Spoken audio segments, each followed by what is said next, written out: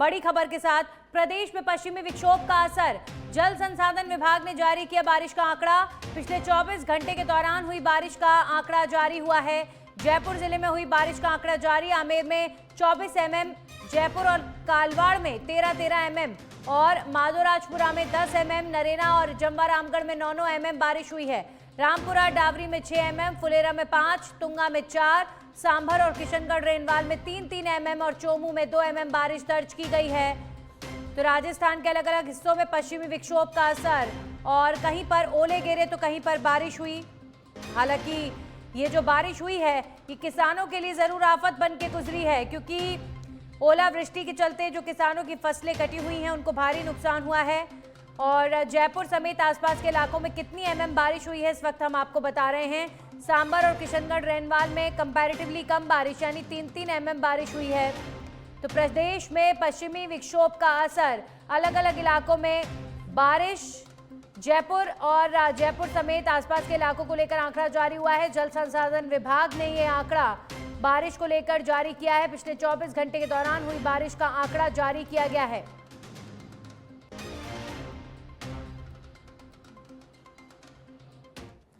और एक और खबर जयपुर से, जहां पर खोरा बीसल थानाधिकारी सुरेंद्र सिंह को सफलता मिली है। खोरा बीसल, करधनी और कालवाड़ थाने के 1 दर्जन से अधिक वारदातों का खुलासा किया गया।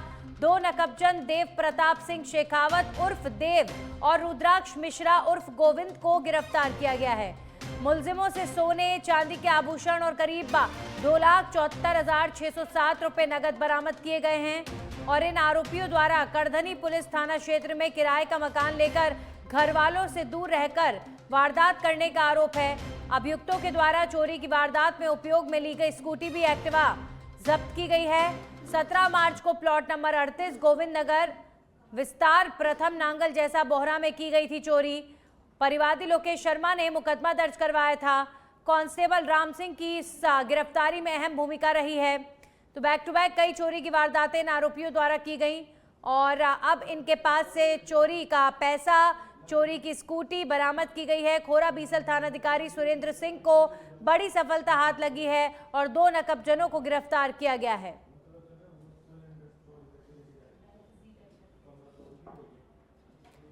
राजधानी जयपुर से एक और बड़ी खबर आ रही है, जहां पर विशेष आयुक्त ओम प्रकाश के निर्देश पर इनामी बदमाश दबोचा गया है। केकड़ी के शापुंडा से 15,000 का इनामी सोनू उर्फ सोनिया को काबू किया गया। जवाहर नगर थाने के मुकदमा चल रहा था और ये आरोपी फरार चल रहा था। सीआईयू टीम में तैनात एएसआई कमल डागर एवं कांस्टेबल कुमेर सिंह ने कार्रवाई को अंजाम दिया है। जवाहर नगर थाना पुलिस को इस आरोपी को सुपुर्द कर दिया गया है। पुलिस अब इनामी बदमाश से पूछताछ कर रही है। तो जयपुर में 15,000 का इनामी बदमाश गिरफ्तार हुआ है। केकड़ी से इस बदमाश को गिरफ्तार किया गया है। पुलिस अभी फिलहाल बदमाश से पूछताछ करने में जुटी हुई है।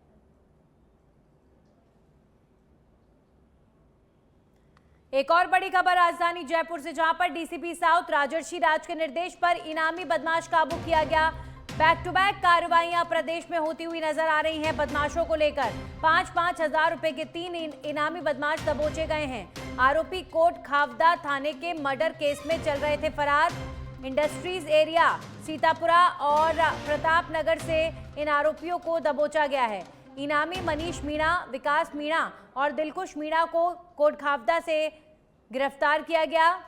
थाना पुलिस को सुपुर्द डीएसटी साउथ टीम ने कर दिया है और डीएसटी साउथ टीम में तैनात कांस्टेबल दामोदर और संदीप ने इस कार्रवाई को अंजाम दिया गया। मामले में विधि से संघर्षरत बालक को भी निरुद्ध किया गया है।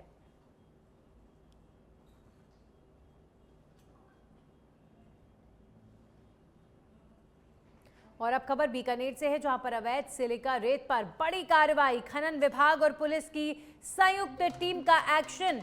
5 डंपर किए गए जब्त, लाखों रुपए का लगाया जुर्माना। श्रीडूंगरगढ़ क्षेत्र में 3 डंपरों पर कार्रवाई हुई है। 4,76,000 रुपए का जुर्माना लगाया गया है। मौके पर 2,88,000 रुपए भी वसूले गए हैं। नाल क्षेत्र में 2 डंपर जब्त हुए हैं। तो अलग अलग जगहों पर कार्रवाई। 2,88,000 रुपए की पूरी वसूली की गई है। अवैध खनन पर लगातार सख्ती जारी है। संलिप्त लोगों के खिलाफ सख्त कार्रवाई के निर्देश प्रदेश में जारी किए गए हैं और अवैध खनन को लेकर लगातार सख्ती के साथ कार्रवाई हो रही है। नाल क्षेत्र में 2 डंपर जब्त किए गए हैं जो अवैध खनन के बाद रेत को लेकर जा रहे थे। 2,88,000 रुपए की भी वसूली की गई है और ये वो डंपर जो जब्त किया गया है।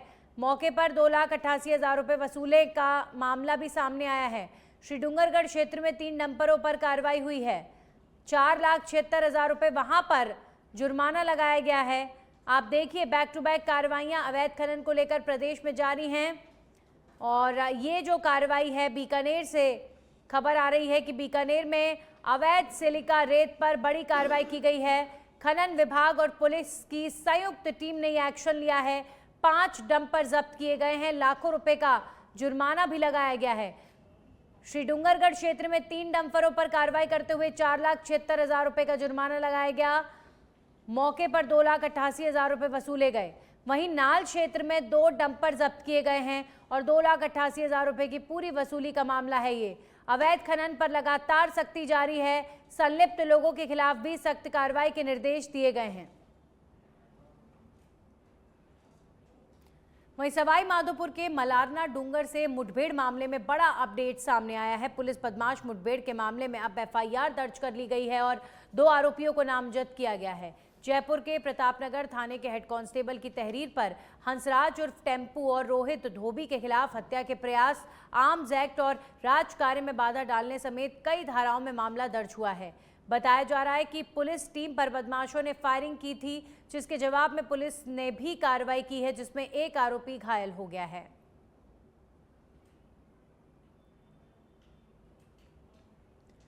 वहीं झुंझुनू शहर के गांधी चौक क्षेत्र में शनिवार को उस समय बड़ा हादसा टल गया जब एक जर्जर बिजली का पोल अचानक से पिकअप वाहन पर गिर पड़ा।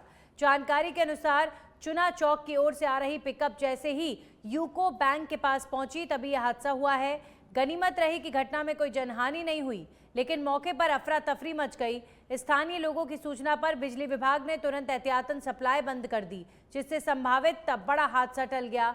पोल गिरने से मार्ग अवरुद्ध हो गया, जिसके चलते पुलिस और प्रशासन ने यातायात को डाइवर्ट किया। मौके पर पहुंचे बिजली विभाग के कर्मचारियों ने क्षतिग्रस्त पोल को हटाने और व्यवस्था बहाल करने का काम शुरू कर दिया। स्थानीय लोगों का कहना है कि ये पोल लंबे समय से जर्जर था और इसकी शिकायत पहले भी की जा चुकी थी, लेकिन समय रहते कार्रवाई नहीं होने के कारण ये घटना हुई है।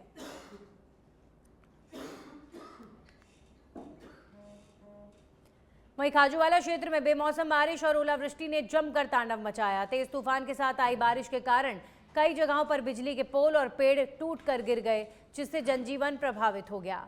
7 SSM सियासर चौगान के पास स्थित एक पीओपी फैक्ट्री का टीन शेड तेज हवा में उड़ गया, जिससे फैक्ट्री को नुकसान पहुंचा। वहीं सड़कों पर पेड़ गिरने से कई मार्ग अवरुद्ध हो गए और यातायात प्रभावित हुआ। तूफान के चलते ग्रामीण क्षेत्रों में बिजली सप्लाई भी बाधित हो गई, जिससे लोगों को परेशानी का सामना करना पड़ा। प्रशासन द्वारा हालात सामान्य करने के प्रयास जारी हैं। बहुत तेज स्पीड से आया और उसके साथ में ओले भी गिरे और ओलों से किसानों को भी नुकसान हुआ, पेड़ पौधों का भी नुकसान हुआ और बिजली की लाइनें भी कई जगह बाधित हुई, टूटी, गिरी और पीओपी फैक्ट्रियों में टीन शेड उड़े, अंदर जो मटेरियल था पीओपी वो भी खराब हुआ और बहुत ज़्यादा नुकसान हुआ। प्रशासन से ये उम्मीद करते हैं कि भाई हमारी कुछ मदद करो। वहीं झुंझुनू के उदयपुर वाटी से खबर है, जहां पर पापड़ा गांव में आयोजित वार्षिक मेले के दौरान कुश्ती दंगल ने इस बार खासा आकर्षण बटोर लिया। बालाजी महाराज के मंदिर प्रांगण में आयोजित इस पारंपरिक दंगल में दूर दराज से आए पहलवानों ने अपने दमखम और तकनीक का शानदार प्रदर्शन किया, जिसे देखने के लिए बड़ी संख्या में ग्रामीणों की भीड़ उमड़ी। दंगल में एक से बढ़कर एक रोमांचक मुकाबले देखने को मिले। पहलवानों ने पारंपरिक दांवपेच और ताकत का बेहतरीन प्रदर्शन कर दर्शकों का भरपूर मनोरंजन किया। अंतिम और सबसे रोमांचक मुकाबला छगन खटुंद्रा और धर्मवीर पहरा के बीच हुआ, जो कड़े संघर्ष के बाद बराबरी पर समाप्त हुआ। इस मुकाबले ने दर्शकों को देर तक बांधे रखा और खूब तालियां बटोरी। मेले के आयोजन के तहत रात में विशाल भजन संध्या का भी आयोजन किया गया, जिसमें सुप्रसिद्ध भजन गायकों ने पूरी रात भजनों की सरिता बहाकर श्रद्धालुओं को भाव विभोर कर दिया। मेला कमेटी की ओर से दंगल में भाग लेने वाले पहलवानों और सहयोग करने वाले गणमान्य नागरिकों का सम्मान किया गया।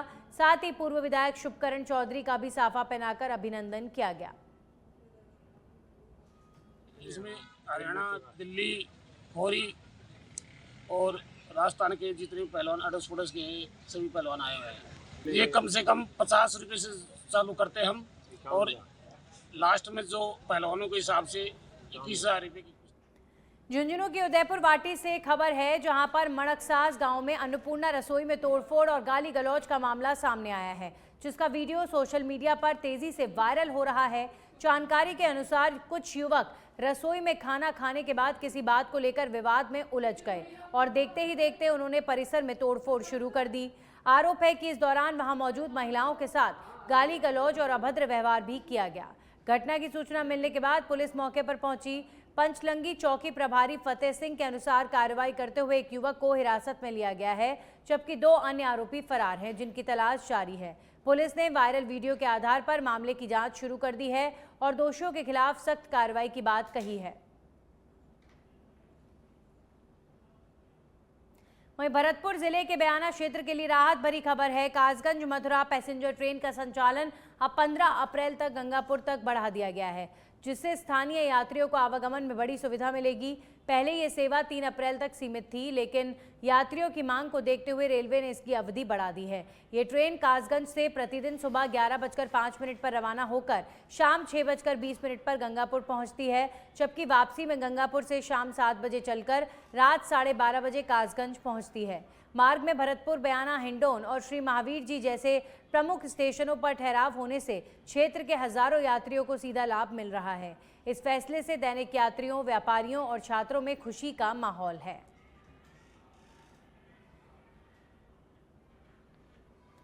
चौथ का बरवाड़ा में जलदाय विभाग की लापरवाही के चलते गर्मी शुरू होते ही पेयजल संकट गहरा गया है। पिछले 2 महीनों से छोटा बाजार, बस स्टैंड मार्ग, चतुर्भुज मंदिर क्षेत्र, जामा मस्जिद के पास और खजान सिंह का बाग समेत कई इलाकों में पानी की सप्लाई ठप है।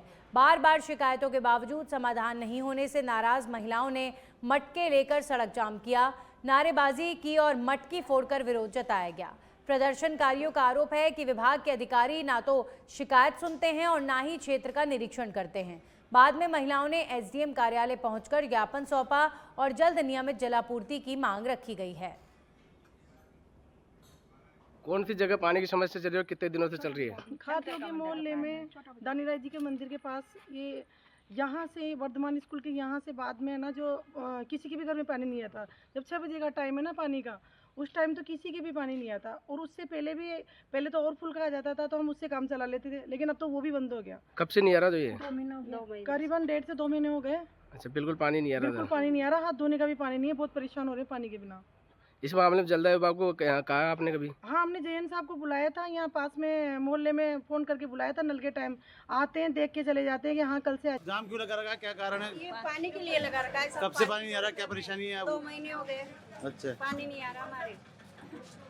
थोड़ा बहुत आता हो क्या? पानी नहीं आता हमारे, 1 लोटा पानी आता है, पीने का पानी भी नहीं।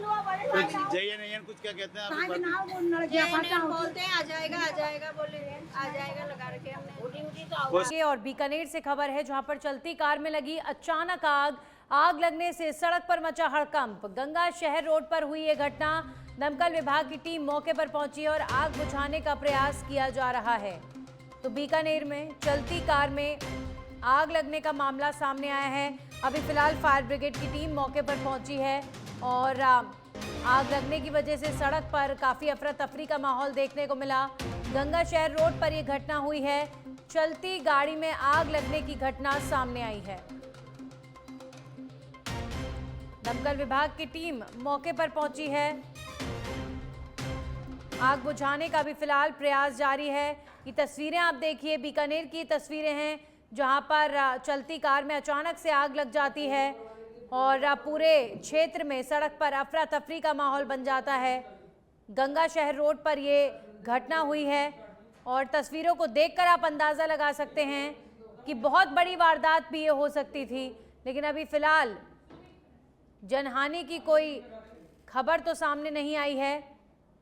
जाहिर तौर पर जो कार चालक हैं उन्होंने कूदकर या फिर कार से निकलकर अपनी जान बचाई होगी, लेकिन ये घटना कहीं ना कहीं संकेत देने वाली है कि आप जिस कार से सफ़र कर रहे हैं वो कितनी मेंटेन है या फिर कितनी नहीं, इसका ध्यान आपको रखना चाहिए, क्योंकि सड़क पर कार जलने की जो घटनाएं हैं उनमें लगातार इन दिनों में इजाफा देखने को मिल रहा है। वहीं बूंदी के सामान्य चिकित्सालय में प्लेसमेंट एजेंसी के खिलाफ बढ़ते दबाव, वेतन कटौती और महिला कर्मचारियों के साथ कथित अभद्रता के विरोध में कर्मचारी महासंघ एकीकृत के नेतृत्व में संविदा और निविदा कर्मियों ने प्रदर्शन किया। कर्मचारियों ने आरोप लगाया कि ड्यूटी समय में मनमाने बदलाव और बिना सूचना वेतन कटौती में 501 रुपए की जो कटौती हुई है और रात 11 बजे ड्यूटी के लिए बुलाने जैसी समस्याओं से उन्हें परेशान किया जा रहा है, जिससे खासकर महिला कर्मचारियों की सुरक्षा पर सवाल उठते हैं। प्रदेश महामंत्री अनीस अहमद और जिला अध्यक्ष वरुण शर्मा के नेतृत्व में प्रशासन से वार्ता हुई है, लेकिन संतोषजनक समाधान नहीं मिलने पर विरोध जारी रहा। बाद में अतिरिक्त जिला कलेक्टर ने कर्मचारियों की मांगें सुनते हुए चिकित्सा विभाग को निर्देश दिए कि महिला कर्मचारियों की ड्यूटी दिन में लगाई जाए, समय पर वेतन दिया जाए और किसी भी प्रकार की अनियमितता और अभद्रता ना हो। इस दौरान अस्पताल प्रशासन के वरिष्ठ अधिकारी भी मौजूद रहे।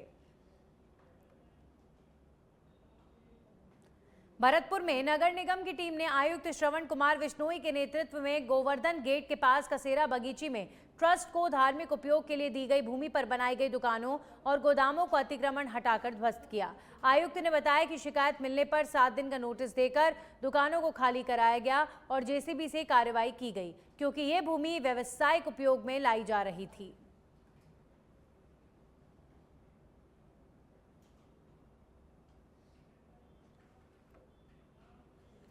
वहीं लखनऊ से बड़ी खबर आ रही है। लखनऊ में आईएसआई के 4 संदिग्ध आतंकी गिरफ्तार किए गए हैं। एटीएस ने 4 संदिग्ध आतंकियों को गिरफ्तार किया।